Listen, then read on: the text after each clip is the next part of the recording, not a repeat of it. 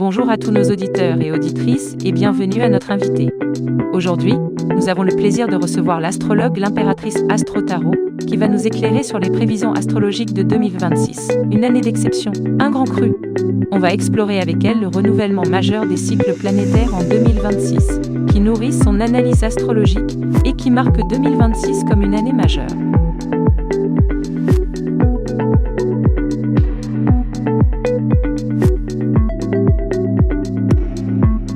Bonjour à tous nos auditeurs et auditrices et bienvenue à notre invitée, l'astrologue l'impératrice Astrologie Tarot.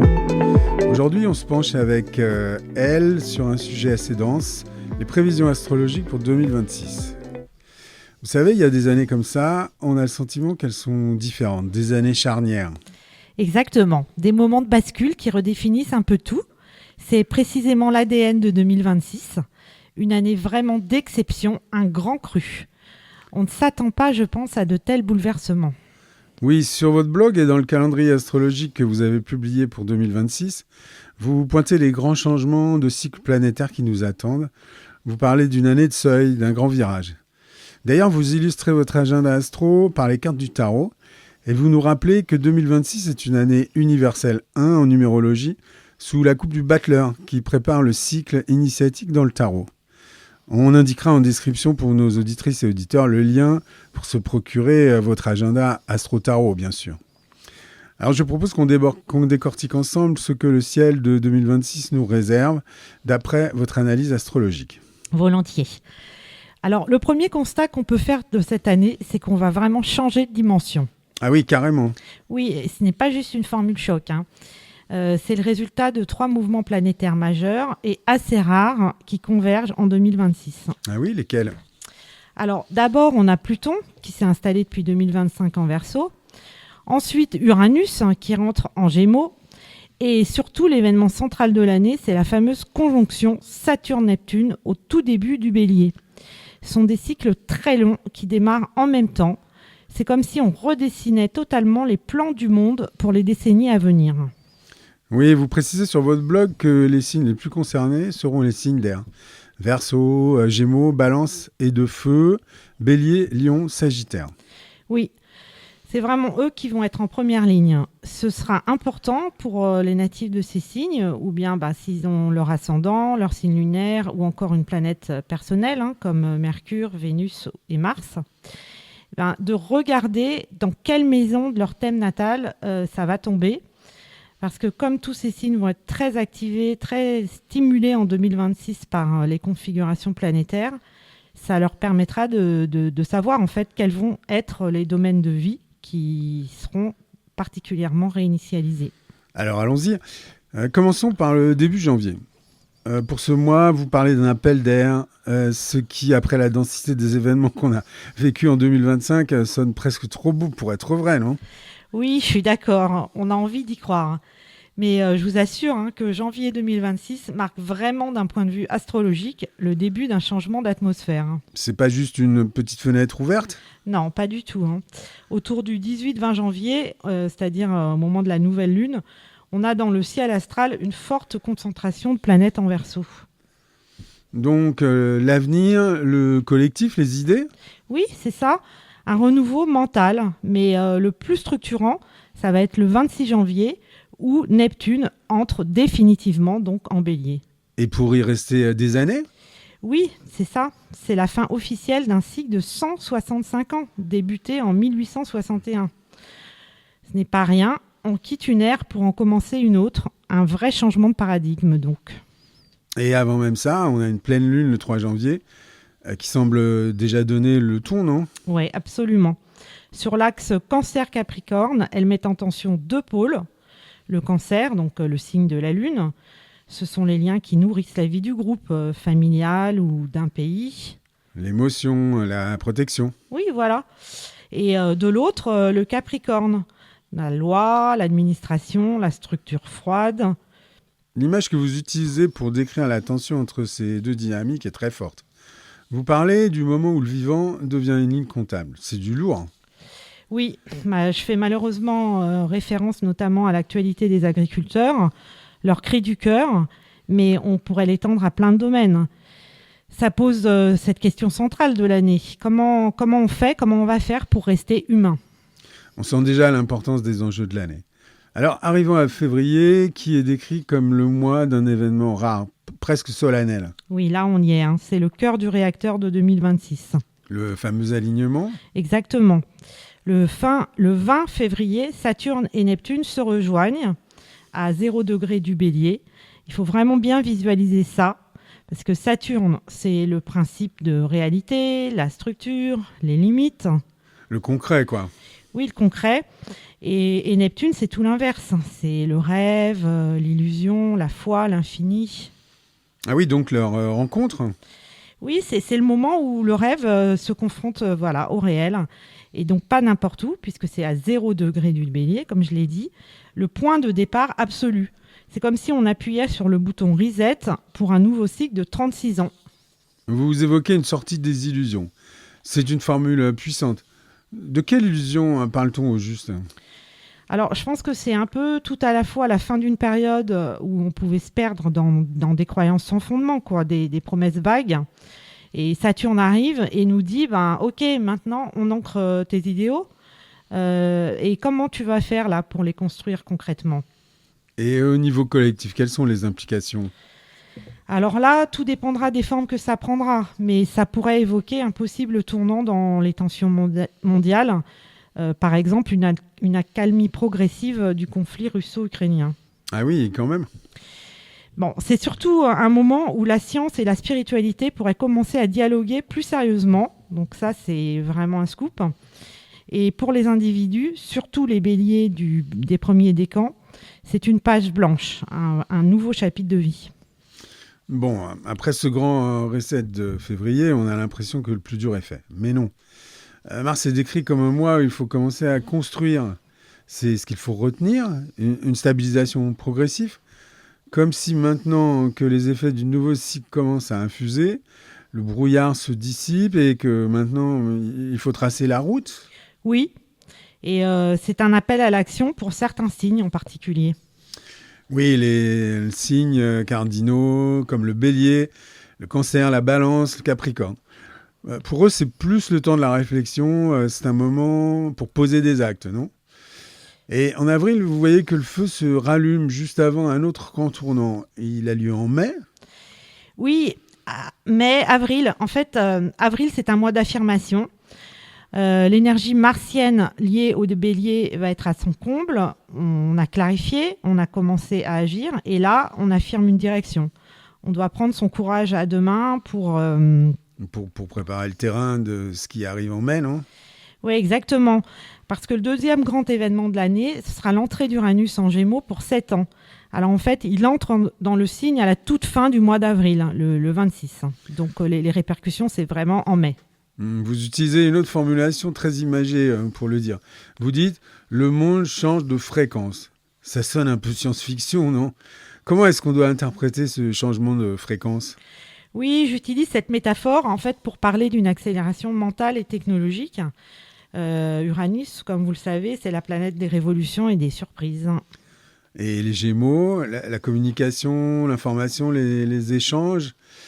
Donc on peut s'attendre à des innovations fulgurantes dans l'IA, les médias, la façon dont on se déplace, dont on apprend, non ? Oui, vraiment un réveil et qui va toucher en particulier les Gémeaux. Ça va être un renouveau complet de leur paysage. Donc surtout les Gémeaux des premiers décans en 2026. Ouais, je suppose que ça impacte aussi les Sagittaires. En face, pour ce signe, vous dites que c'est une invitation à tout repenser. Mais votre analyse sur ce renouveau est nuancée. Pourquoi ? Oui, parce que ce bouillonnement d'idées, ça peut aussi créer de nouvelles fractures. D'accord. Une accélération à double tranchant, donc. On entre dans l'été avec cette nouvelle fréquence, non ? Oui, et avec le mois de juin, le soleil entre en Gémeaux, ça va agir comme une caisse de résonance. C'est le mois où ces nouvelles idées vont circuler, vont être débattues. Une certaine effervescence, en somme. Oui, effervescence, même on peut dire une certaine nervosité. C'est une période d'ajustement. Bon, on arrive en juillet, la description m'a interpellé. Après tous ces mois de transformation, on parle du mois le plus lumineux de l'année, d'un grand souffle. C'est un changement de ton radical. Oui, avec un aspect astrologique magnifique et assez rare. Donc, c'est le trigone parfait entre Jupiter, la planète de l'expansion, et Neptune, celle de l'idéal. D'accord, une vague d'espoir en fait. C'est ça, vraiment une respiration collective. Mais ce qui rend ce mois vraiment unique, c'est un autre détail, enfin, si on peut dire, un grand alignement cosmique. Ah bon, c'est-à-dire ? Alors, les planètes collectives lentes, Uranus, Pluton et Neptune, sont toutes au même degré de leur signe, c'est-à-dire à 4 degrés exactement. Et ça, c'est le genre de configuration que les astrologues attendent pendant des siècles, tellement c'est rare. Ah bon ? Concrètement, ça pourrait se traduire comment ? Alors, ça pourrait donner des accords, des trêves au niveau mondial, peut-être une reprise économique plus nette, comme si enfin les grands moteurs du destin collectif s'alignaient enfin. Ah, vraiment un potentiel énorme. Mais j'imagine qu'il y a un mais, non ? Oui, alors en astrologie mondiale, il faut toujours rester prudent dans ses prévisions. Parce que déjà, ce qu'on peut voir au niveau des configurations planétaires, c'est que cette harmonie est fragile. En parallèle, il y a une opposition tendue entre Jupiter et Pluton au changement de signe de Jupiter, qui, vous le savez, était en Cancer qui reste pendant 1 an. Et donc, il arrive en Lion fin juin, le 30. Donc là, on peut s'attendre à des luttes de pouvoir en coulisses avec l'opposition Jupiter et Pluton. Luttes qui se verront clairement à la pleine lune du 29 juillet en Verseau, je pense, puisqu'elle sera conjointe à Pluton en Verseau. Ok, vous l'analysez comme une pleine lune porteuse d'un risque d'explosion de violence. Ça montre que même au cœur de l'accalmie, les tensions sont là.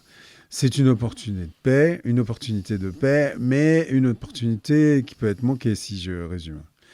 En août, le jeu est plus calme. Et après ça, alors ? Oui, août va être un mois de consolidation. Avec le soleil en Lion, l'ambiance est plus simple, plus solaire. C'est un temps pour intégrer, pour affirmer sa créativité, la créativité du Lion, et pour célébrer les avancées. On sort des grands drames potentiels de l'été, donc. C'est ça. On va revenir à quelque chose de plus chaleureux, de plus personnel. Et à la rentrée, en septembre, on change encore d'ambiance. Vous parlez d'un retour à la méthode. On revient sur Terre. Oui, c'est le pragmatisme de la Vierge qui prend le relais. La phrase clé à retenir de ce mois, c'est ce qui a été commencé doit être maintenant incarné. Oui, il faut rendre les choses plus concrètes, quoi. Voilà, toutes les grandes idées, les nouvelles structures. Il faut maintenant qu'elles passent l'épreuve du réel. C'est le moment de trier, d'organiser, de planifier. Bon, c'est moins spectaculaire que les mois précédents, mais ça sera essentiel. Bon, octobre, lui, se concentre sur les relations avec le soleil en balance, c'est bien ça ? Tout à fait. C'est un mois de diplomatie, de négociation, donc sur l'axe bélier-balance qui sera très activé. On a donc d'un côté ce nouveau moi qui a émergé. Oui, plus authentique, plus lucide. Et de l'autre, la balance qui nous demande comment ce moi renouvelé interagit de façon juste, mais avec les autres. C'est un temps d'ajustement, par exemple, dans tous nos partenariats. Ok, on arrive en novembre où le ton redevient plus intense. Les mots que vous utilisez, c'est profondeur, transformation, lucidité, par exemple. Oui, ça va vraiment l'être plus intense. En fait, le soleil qui rentre en Scorpion renvoie directement au travail de fond que Pluton au travail de fond que Pluton fait en Verseau. Qui est de faire remonter ce qui est caché, si je me souviens bien. Oui, exactement.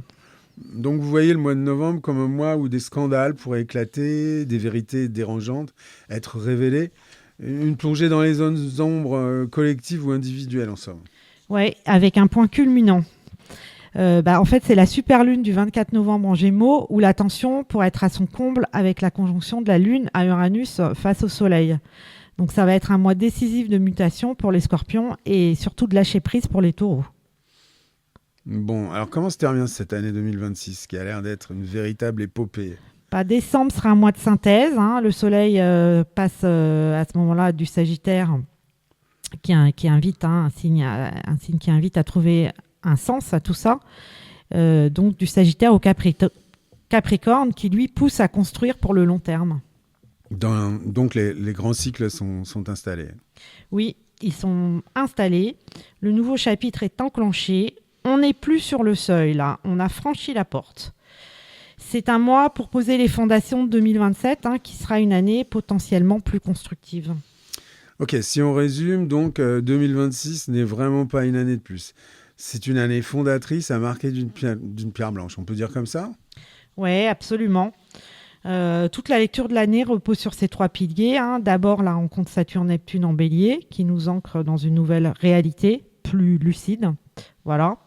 Deuxièmement, Uranus en Gémeaux, qui lance une accélération de la révolution mentale et technologique.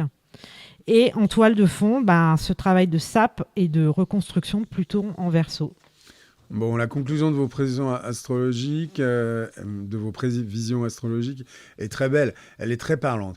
Vous écrivez sur votre blog 2026 que 2026 est une année, je cite, où l'on quitte l'ancien rivage pour sentir enfin le vent du large. C'est beau, hein ? Merci. Oui, c'est une sortie du brouillard, donc un retour au discernement, mais aussi l'émergence d'idées nouvelles, parfois radicales, qui peuvent autant unir que diviser. Bon, c'est tout l'enjeu de 2026, non ? Oui, l'enjeu de l'année, ce serait peut-être de savoir, dans ce grand réalignement collectif, et face à cette page qui semble se tourner, quel va être le nouveau réel que l'on choisit, à la fois à l'échelle individuelle et collectivement. Et aussi, surtout, quelles anciennes illusions on accepte afin de ne plus construire des châteaux en Espagne ? Oui, c'est ça. Bon, c'est déjà la fin de cette émission. Merci encore à l'impératrice pour ce panorama astrologique en couleur. On rappellera les informations dans la description pour vous lire sur votre blog et se procurer votre magnifique agenda astrologique 2026 illustré par les tarots pour bien s'aligner avec tous ces nouveaux cycles planétaires. Après tout ça, on vous souhaite une très belle année 2026. Merci à vous pour votre invitation, c'est toujours un plaisir.